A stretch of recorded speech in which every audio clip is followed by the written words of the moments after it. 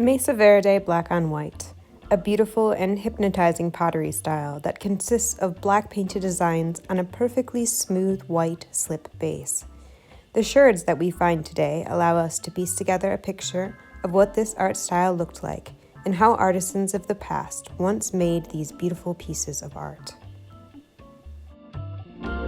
Pieces of this painted whiteware have been found in the Mesa Verde region as early as 1100 AD. They began to appear consistently around 1180, peaking in the 1200s. While these designs are as varied as they are beautiful, the sherds that we find tell us that they often took one of three different forms: flowing band designs, all-over designs, and designs that are composed entirely of framing elements. But you may be asking yourself, how exactly did they make these incredible works of art? One of the first tools of the trade is the puki. It's a thin, shallow disc used to rotate the vessel as it's being built. Also made by hand, it protects the bottom of the vessel and allows it to be easily spun. The next tool used is a polishing stone. It is a round, usually very smooth stone used to burnish the surface of the slip to a glowing shine. Archaeologists find these stones on the site and identify them by their smooth, worn surface and often traces of slip. And finally, the paintbrush. These brushes were made from yucca plant and carefully crafted into thin, precise brushes to create the incredible line work on the vessels.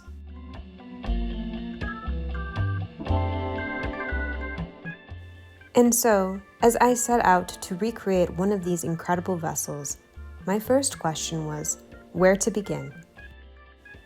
I found my inspiration in sherds of pottery excavated by archaeologists from the Southwest. These Mesa Verde black on white designs had several consistent components. They had a thick core of clay with white slip sandwiched on either side of it. They had distinct tick marks along each rim, defining it from other pottery types. And finally, they had the beautifully handcrafted designs, making each vessel unique and special. But it was this specific pattern that inspired me as I went on my own journey to recreate a Mesa Verde black on white bowl. And this is where our journey begins. The first step of creating any coil vessel is creating a solid base. You can see here that I've got a pretty hefty chunk of clay, and I've put it on a rotating turntable as opposed to a puki. I begin by flattening out the form and defining the curve upwards. This curve slowly becomes more defined as I compress the clay and move it between my fingers, forming the curved shape of the vessel. The next step is making your first coil. Coil pots achieve height by stacking thin bands of clay on top of each other and joining them together. Here you can see I'm rolling out one long snake of clay and then flattening it down to create the outer wall of the vessel. Joining together clay can be tricky, as it often doesn't want to stick together. We can help this by scoring and applying slip to the surface. By roughening it and allowing it to dry together with the slip, which is a watered form of clay, it allows both of the surfaces to adhere successfully.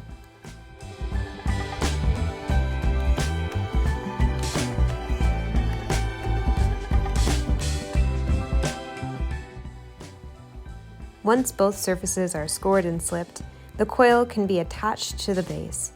This is done by first pressing it in place and then using my fingers or tools to smooth the clay together and create one unified surface, blending each of the pieces into a whole.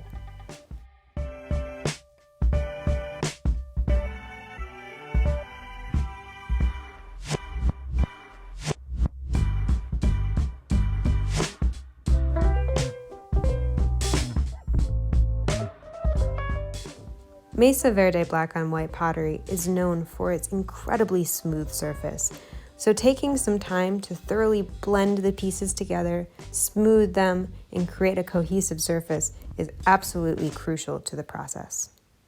Once the pieces have been adhered, it is time to prepare for the next layer. I slowly pat down the surface to form a cohesive, smooth shape, ready to accept the next coil. And then we repeat. Coils can continue to be added to make the bowl whatever the desired size may be. This bowl will probably be about the size of a soup bowl.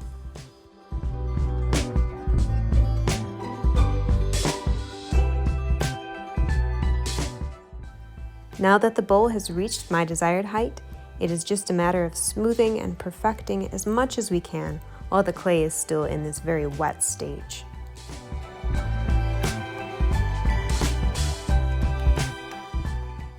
And here is the finished form. The slip that we added earlier to adhere the pieces together can also be used to create a beautiful white finish for the clay. The slip is applied by hand or by brush to the surface in layers.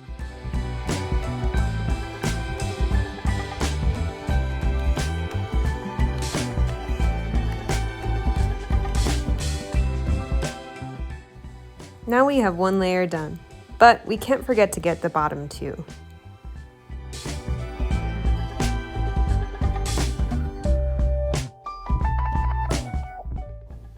Now we're slipped up and ready to go.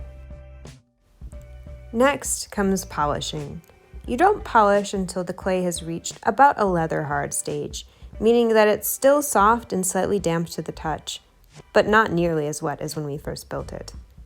Rubbing a smooth polishing stone on the surface allows it to gain a luster or sheen. It's something that potters have been doing for many, many years. In fact, the stone that I used to polish was actually an artifact discovered in the Southwest. You can see that at this stage, the edges of the bowl, especially the rim, have begun to get very refined, and the surface is nearly as smooth as glass.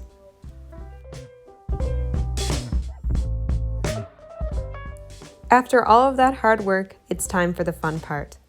Painting designs inspired by the sherds of pottery that I researched allowed me to really explore the creativity encompassed in Mesa Verde black on white pottery.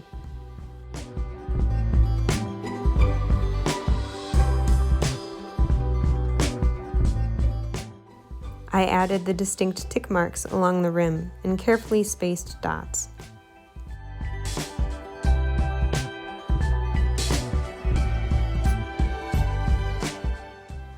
I may not be using a yucca paintbrush, but it gets the job done.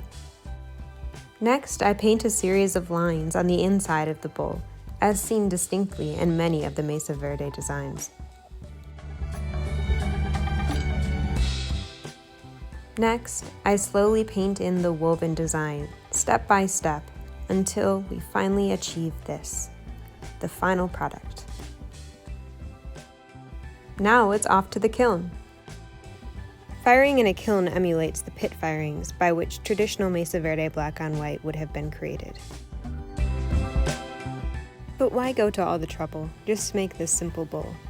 Well, I think that says something about why we should value pottery within the societies of cultures all around the world. They played a significant role. You may have noticed that this piece took place over a series of days, taking often up to a week or even a month to create a series of vessels. Learning about traditional methods of making art keep the traditions alive, and that is what I hope to do with this recreation. Thank you so much for listening.